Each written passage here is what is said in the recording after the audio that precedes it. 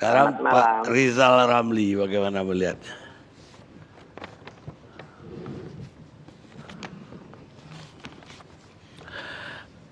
Gimana Pak Rizal Karni, saya ingin menyatakan satu hal, bahwa sebelum ada corona, ekonomi kita udah masalah. Saya bicara dengan Ketua Asosiasi Tanah Abang, Glodok, dan lain-lain, rata-rata penjualan udah drop. Sejak tahun 2017, 18, dan 19. Saya pernah tanya, rata-rata 50-60 tahun, pernah nggak dalam sejarah hidup Anda mengalami kondisi gini? Mereka bilang hanya sekali pada masa akhir Bung Karno dan awal Pak Harto. Loh, bukan 98 jeblok. Maaf Pak, kita Tionghoa ketakutan dibakar, digebukin, kita tutup toko kita. Tapi sebulan kemudian kita buka lagi, hidup lagi. Daya beli nggak sehancur seperti hari ini.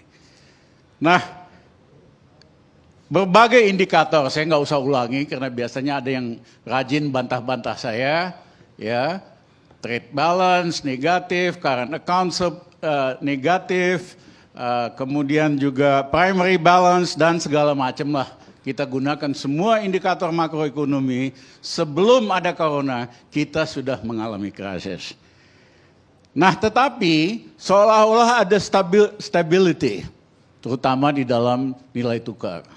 Karena apa? Didoping terus dengan pinjaman yang makin lama makin banyak dengan yield bunga yang lebih tinggi. Rata-rata pada waktu itu hampir di atas 7% yieldnya. Negara lain jauh lebih rendah. Nah, seolah-olah ada kesan semua everything is fine, everything is okay, tapi utang luar negerinya naiknya besar sekali, peningkatan output sangat rendah, stuck di 5%. Sejak tahun 2017-an lah kira-kira. Nah, dengan adanya corona, itu terjadi di Cina, pertengahan Desember Pak Karni kalau ingat, kasus pertama di Indonesia menurut Fakultas Kedokteran itu bulan Januari. Tapi kita dari Januari sampai pertengahan Maret itu dalam proses self-denial. Nggak benar, nggak ada, kita kebal, kita nggak bakal kena karena cuaca dan sebagainya. Kita kehilangan 2,5 bulan yang paling berharga. Karena kita sibuk bantah-bantah, nggak benar, nggak betul dan sebagainya. Pejabat kita kan paling doyan membantah yang udah benar dibantah gitu. Nah,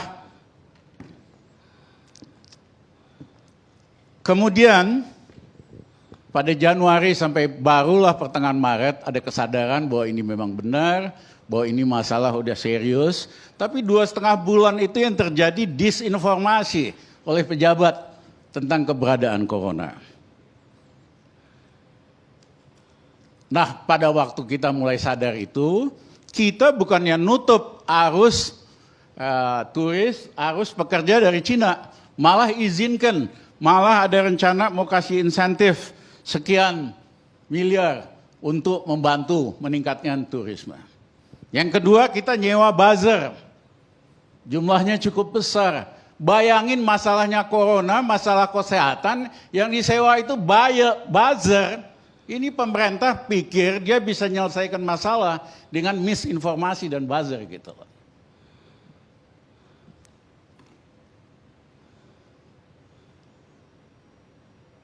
Ada juga pejabat yang tadinya super optimis kalau lihat pernyataannya. Ekonomi Indonesia bagus, makro bagus, stabil, begini, begitu.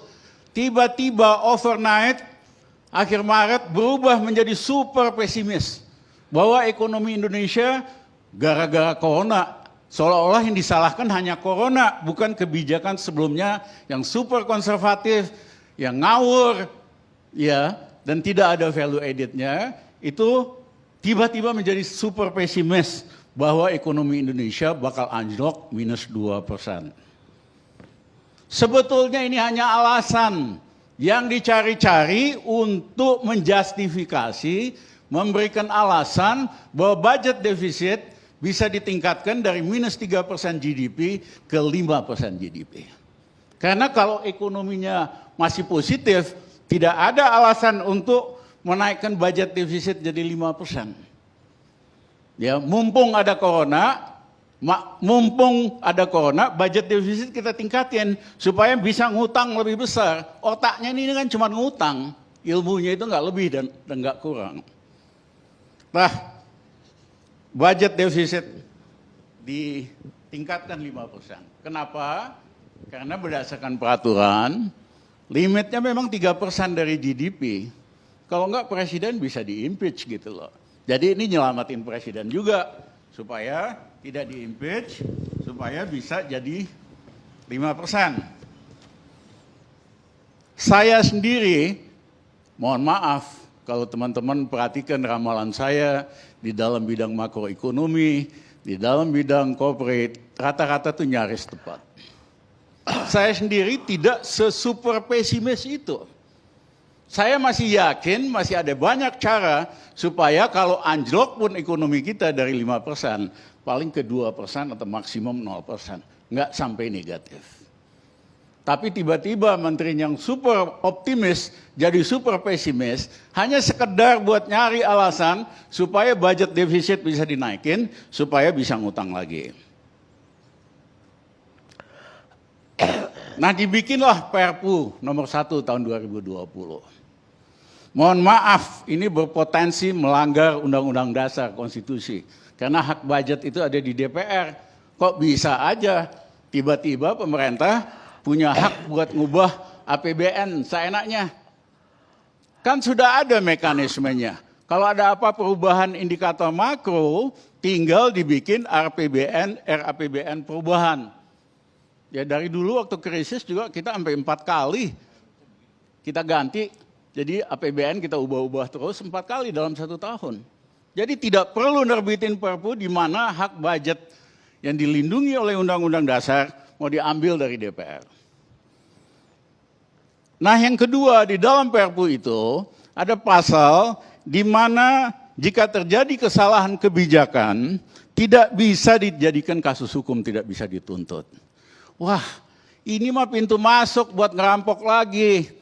Buat bikin skandal lagi, skandal BLBI, skandal Senturi, skandal apa lagi. Kok nggak belajar dari sejarah? Pejabat itu mesti punya tanggung jawab publik. Di Korea tahun 98, Menteri Keuangan, Gubernur Bank Sentralnya masuk penjara karena kebijakannya dianggap merugikan negara besar-besaran. Ini enak aja, setiap bikin kasus yang merugikan negara triliunan bisa lolos.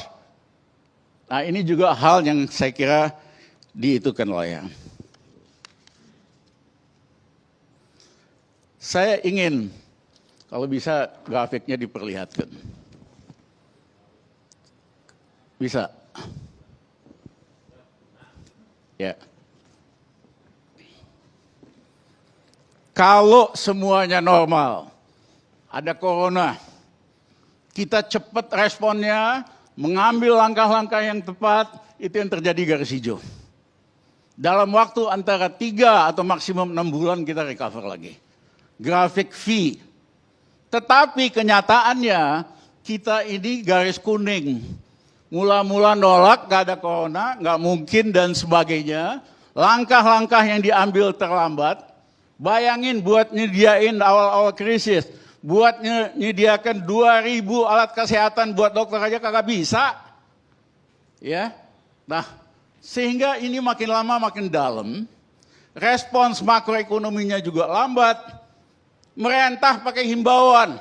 Himbauan supaya yang kasih kredit atau leasing nggak usah bayar dulu, ditunda.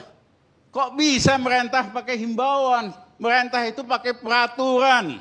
Saya dulu waktu zaman Gus Dur, kita berikan kredit, diskon kepada pengusaha kecil 50%.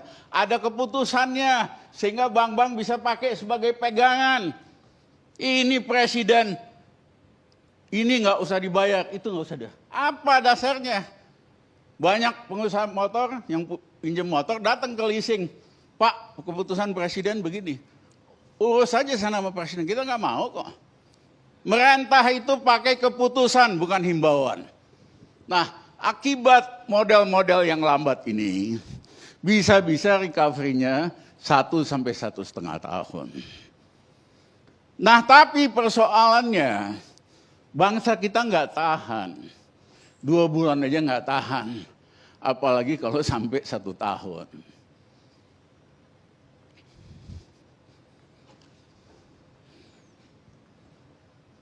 Bagaimana kalau kita mau cepat? Saya setuju dengan Pak JK tadi. Fokus untuk menyelesaikan menghambat corona. Ya, yang lain-lain itu secondary. Karena kalau itu dilakukan, coronanya berhenti, ya dia balik lagi, pulih kembali. Tapi kalau kita cara menanganin corona masih penuh dengan disinformasi, tidak memberikan fakta yang benar, tidak melakukan hal yang apa diperlukan, makin lama ini makin panjang, ekonominya akan lebih ribet, yang berguguran makin banyak. Yang kedua, punya uang nggak sih pemerintah? Masih. Itu ada saldo, silva total 270 triliun. Hentikan semua proyek-proyek infrastruktur termasuk ibu kota baru yang kagak jelas itu. Yang ngerjain cuma McKinsey. Mutu kualitas risetnya juga payah kok. Ya hentikan dulu, pakai uangnya untuk menyelesaikan masalah corona dan kebutuhan dasar. Memang pajak turun, tapi menurut hitungan kami masih adalah sekitar hampir 300 triliun. Yang ketiga, terima kasih sedikit sama Prabowo, nggak kedengeran suaranya, tapi dia tidak tanda tangani semua proyek pembelian alutsista yang markupnya lebih dari 10%. Itu dia menghemat sekitar 3,4 miliar dolar diam-diam. Total 50 triliun. Karena biasanya markup pembelian alutsista itu ratusan persen, ada yang ribuan persen. Dia maksimum 10%. Di atas 10% dia nggak mau tanda tangan. Dia udah lapor sama Jokowi, setor sekitar 3,4 miliar dolar, itu hampir 50 triliun. Ya, tahun kemarin. Nah yang ketiga, cicilan hutang kita itu setahun 650 triliun. Seperempatnya, kira-kira 25%-nya itu bilateral dan multilateral. Kan banyak yang sok jago, ngaku hubungan internasionalnya hebat, kenal si ini, kenal si itu. Ini waktunya telepon kepala-kepala negara, kita delay dulu pembayaran ini 6 bulan. Nanti kita bayar lagi. Katanya banyak, hubungan internasionalnya hebat. Mana? Ya, tinggal telepon kok. Lagi krisis gini pasti dikasih, ya kan, bayar 6 bulan dulu tunda pembayaran. Nah yang kedua, 3/4-nya itu bond-bond swasta. Yang bunganya selama ini ketinggian. Dulu 7%. Terakhir Menteri Keuangan nerbitin bond 4,3 miliar dolar. Kalau nggak salah, yieldnya itu 4,5% atau 4,3%. Saya mohon maaf, Presiden Duterte, Presiden Filipina yang ekonominya lebih gawat dari kita, lebih susah dari kita, nerbitin bond, yieldnya hanya 2%. Kita 2 kalinya lebih mahal. Canggih banget Duterte dibandingin katanya Menteri Keuangan terbalik. Nah, menurut saya ini waktunya kita swap bond-bond kita yang jangka pendek, yang bunganya kemahalan, mumpung bond yield di seluruh dunia negatif. Di Jepang negatif, di Eropa negatif, Amerika negatif. Ya, kita bisa tukar kasih yield misalnya 1%, 2%, strukturnya diperpanjang. Sehingga dari cicilan 1 tahun 650 triliun itu paling tidak kita bisa hemat 200 triliun.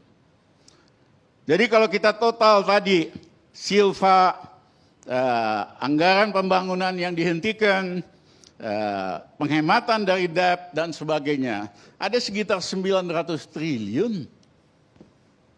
Ya. Nah, apa prioritasnya? 200 triliun kita fokus untuk nyelesain masalah corona ini. Tapi nggak seperti sekarang, APBD atau apalah. Ternyata saya dengar alat-alat kesehatan ribut di dalam karena masing-masing pejabat bawa ininya, bawa pengusahanya. Saya nggak putus-putus. Di koran sih berasan udah mau import sekian gitu alatnya. Tapi di dalam ternyata masing-masing punya sponsornya sendiri. Bejat ini sistemnya. Ya. Harusnya kan cepat bertindak dan sebagainya. Saya kasih contoh lah, Sritek itu produsen tekstil, alat-alat pakaiannya NATO. Dan Amerika udah biasa bikin baju, APD, macam-macam. Tinggal minta Sritek bikin buat segini. Ya, dikasih 3% aja di atas kosnya dia udah happy tuh. Tapi kagak ada menteri yang telepon dia. Nah, saya berikan contoh dan lain-lain. Jadi 200 triliun kita spend untuk menyelesaikan masalah corona ini secepat mungkin. Karena kalau kita lakukan itu, nanti semua masalah yang lainnya ikutannya akan selesai. Sumbernya mati. Nah yang kedua 300 triliun kita pakai untuk bantu rakyat miskin dan pekerja harian. Di Jakarta ini penduduknya sekitar 26 juta. Seperempatnya itu pekerja harian, sekitar 6 juta. Ya kasihlah kebutuhan dasar. Tapi caranya jangan dikasih paket-paket, karena paketnya dia nggak perlu kok. Paket ini, paket itu ada 10 item. Yang dia perlu kan beras, yang dia perlu itu telur, ikan asin, minyak goreng. Ya, atur dong gitu. Pakai kalau perlu BRI. Karena saya nggak percaya kalau ormas dipakai nyalurin uang atau birokrasi kita pasti ditilep. Kalau tadinya mau dikasih 1 juta per orang, nyampenya ke bawah tuh 100.000 pengalaman. Kita gunakan dong BRI buat nyalurin begini-begini. Sehingga yang hilang di jalan, rakyat bisa milih sendiri. Dia bisa tenang di rumah. Kalau saya sih sederhana, kalau ada yang punya account, balance-nya setengah juta, kita kasih 1 juta.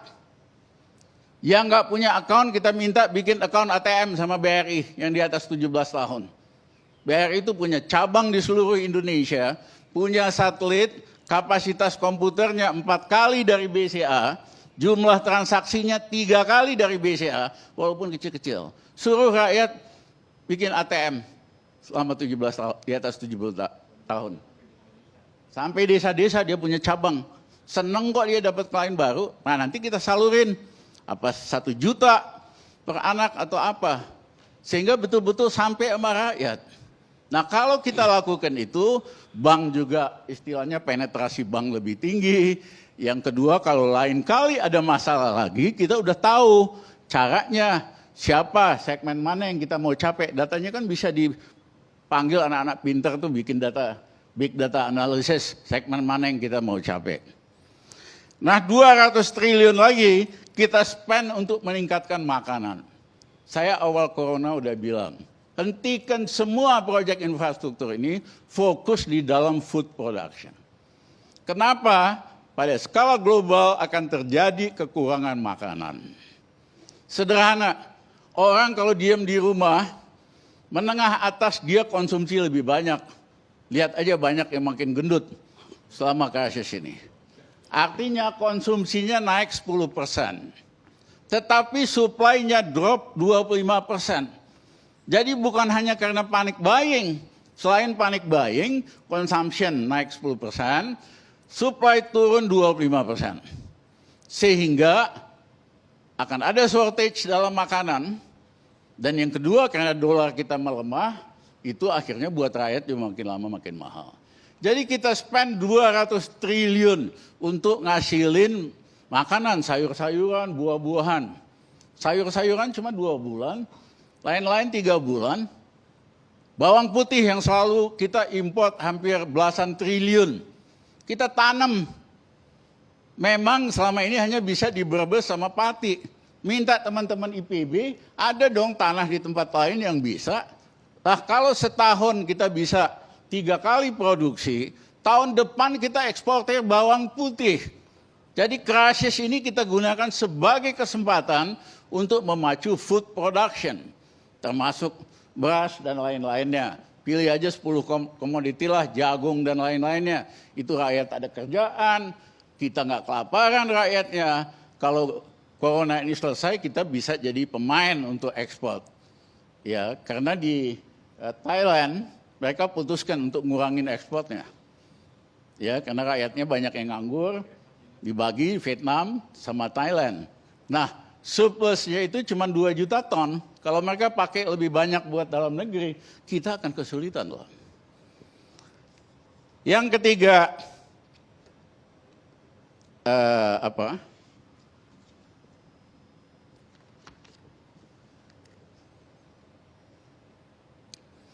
Yang ketiga, harus dipahami akibat krisis corona ini terjadi geopolitical shift, strategic geopolitical shift.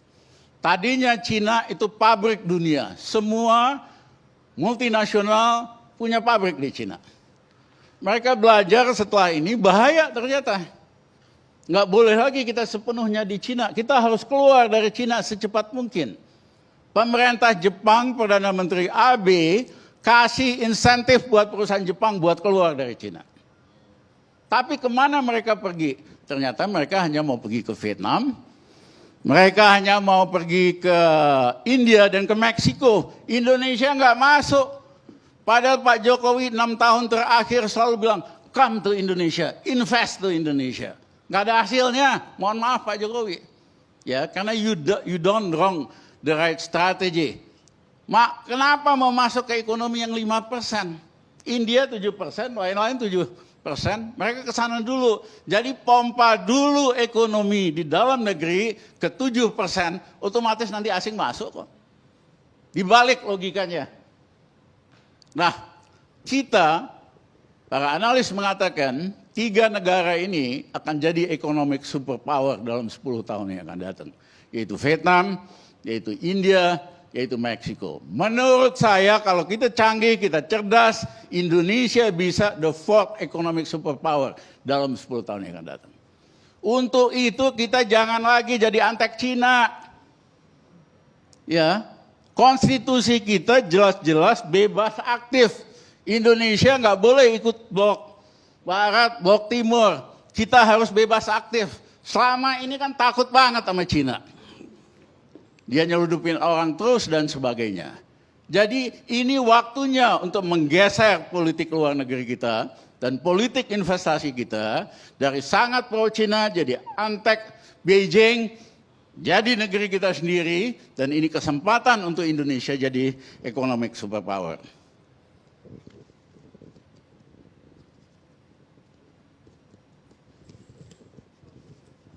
Maaf.